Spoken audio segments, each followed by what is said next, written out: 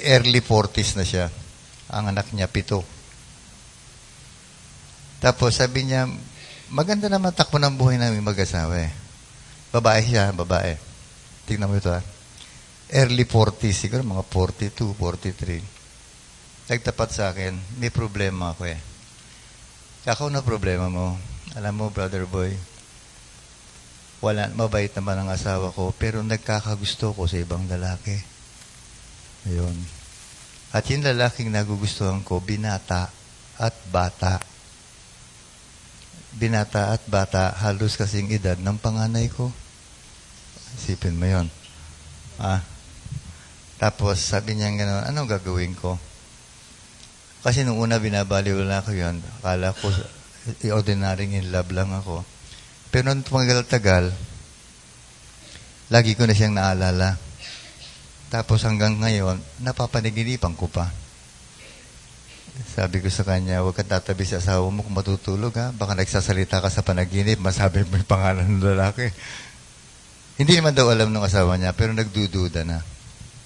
Sabi daw sa kanya, ang tingin ko sa iyo huwag kang mukhang in bloom ka at lagi kang masaya. Hindi ka naman dating ganyan ha. Medyo nakakahalata yung lalaki. Ngayon, ang tanong ganito. Kako, iwasan mo.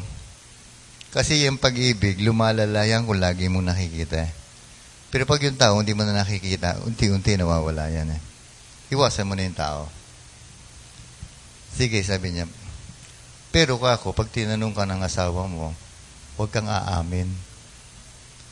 Kasi masakit din eh, pag sinabi sa mo, in love ka pa sa ganito, kay ganyan, kay ganon.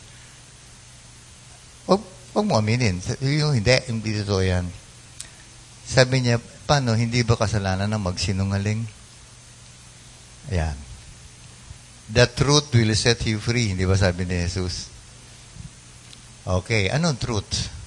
Pag tinanong ka, do you love this man? Ang katotohanan, yes. Anong truth? Aaminin mo? Hindi. Hindi yun ang truth. Ang truth, ang katotohanan, yung katotohanan, pag inamin ko, masasaktan ka, baka maghiwalay tayo. Kaya hindi ko aminin para hindi ka masaktan at hindi tayo maghiwalay. Yun ang katotohanan. Kaya panindigan mo yung katotohanan, hindi. Hindi ko mahal yung tao na yan. Para wag masira ang pamilya natin, wag kayong mag-away. Yun ang katotohanan. Oo nga, mahal mo siya, pero hindi yun ang katotohanan magpapalaya sa'yo. Ang katotohanan magpapalaya sa'yo, kapag inamin mo, maghihiwalay kayo. Yun ang katotohanan. Kaya huwag mong aminin. Hindi kasalanan yon. Hindi kasalanan yon. At kako, ang pag-ibig, hindi kasalanan. Aba mo, umibig ka sa may asawa, dalaga ka, o binata ka naman, umibig ka sa may asawa, hindi kasalanan because it is only a feeling. Damdamin, hindi kasalanan. Anong kasalanan? Yung action. Yung action. Naging boyfriend mo, o naging girlfriend mo, kasalanan na yon.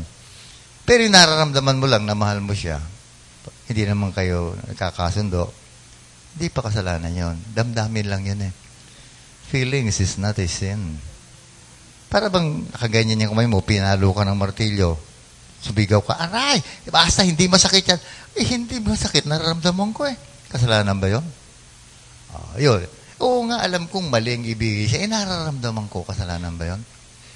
Hindi. Ang kasalanan, pagka iniibig mo, niligawan ka, sinagot mo, ayun, kasalanan na. Depende rin sa sagot. Kung ang sagot mo, hindi kasalanan. Kung sagot mo, oo, tapos nag-engage kayo, kasalanan na. Pero wala naman, hindi kayo, nararamdaman mo lang, hindi kasalanan yon. Kaya pinakamagaling, iwasan mo. Hindi ka nagkakasala kasi damdamin yan eh. Damdamin, hindi kasalanan. Ang kasalanan, yung action. Feelings is not a sin. The act is a sin. Anong action mo? May ginawa ka bang paraan? Pero yung wala kang ginagawang paraan, pinupuntahan mo pa para makita, ay kasalanan na yon. Dapat iwasan mo. Yun. Iwasan mo na. Yun. Ewan ko kung bakit ba naman yung kababaeng tao, tanda-tanda na umibig. Hindi nga kasalanan umibig, hindi nga masamang umibig. Eh, ba't naman sa bata pa ka umibig? bakit, bakit, gaanak mo na yung inibig mo? Bakit? Hindi, kasi hindi katakataka yung lalaking matanda magkagusto sa babaeng bata. Pero yung babaeng matanda magkagusto sa lalaking bata, ang pangit naman tingnan, di ba? Isipin mo, oo, 40 plus na siya, samantalang yung tao wala pang 20. Diyos ko naman. Ewan ko ba? Yung mga ganyang klase ng sitwasyon na kasi wala tayong magagawa eh. Damdamin yan eh. No? Damdamin yan. Kaya wala kang magagawa. Kaya nga lang, hindi bagay. No? Para hindi bagay. Para si Piolo Pascual umibig kay Etang Diser. di ba naman yun? Bakit naman tignan yata, no? Kaya, gano'n. Hindi naman no? Kung yung babae, bata, yung lalaki matanda, hindi pangit tignan. Pero yung babae matanda, yung lalaki bata, ang pangit tignan. Pangit naman. Ang pangit naman yata tignan ng gano'n. Yung lalaki matanda, bata yung babae, okay lang. Pero yung babae matanda, tapos yung lalaki bata, ang pangit, Hindi maganda tingnan. Mahal ba? Lugi talaga babae. Kaya nga may kasabihan, sa lalaki life begins at 40. Sa lalaki yon. Ang lalaki, kahit 40 na nanliligaw pa eh. Sa babae, life ends at 40. Pagpasok ng 40, wala na nanliligaw. Wala na. Kaya tapos na. Ang lalaki nag-umpisa pa lang pag 40. Diba?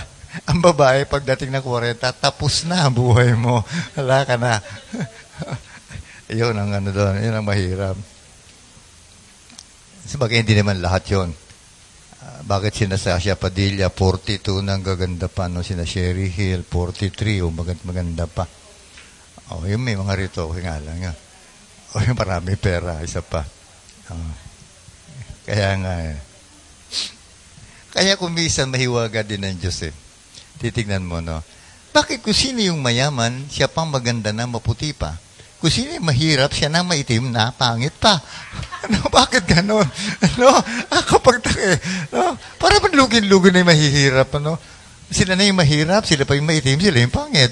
Eto mayaman na, maganda pa, maputi pa. Bakit ganon? Para ba, lugin-lugin naman yung mga mahihirap, Para ba ganon?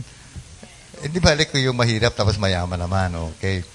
Hindi, mahirap na, pangit pa. Ito mayaman na, maganda pa. Para bang wala na yata pinagpala, hindi siya lang. Kaya yun ang mga hiwaga ng Diyos yun. Ngayon, pagdating ngayon dito, verse 34, ito mahirap gawin ito. Verse 34 nga, basahin mo. Kung ang pahihiramin lamang ninyo ay ang mga taong inaasahan ninyong makababayad sa inyo, ano pang gantimpalang inyong hihintayin? Kahit ang mga makasalanan ay nagpapahiram din sa mga makasalanan sa pag-asang ang mga ito ay makababayad. Sa halip, ibigin ninyo ang inyong mga kaaway at gawa ninyo sila ng mabuti. Magpahiram kayo na hindi umaasa ng anumang kabayaran. Sa gayon, malaking gantimpala ang tatamuhin ninyo at kayo'y magiging mga anak ng kataas-taasan. Sapagkat siya'y mabuti sa masasama at sa mga hindi marunong tumanaw ng utang na loob, maging mahabagin kayo gaya ng inyong ama.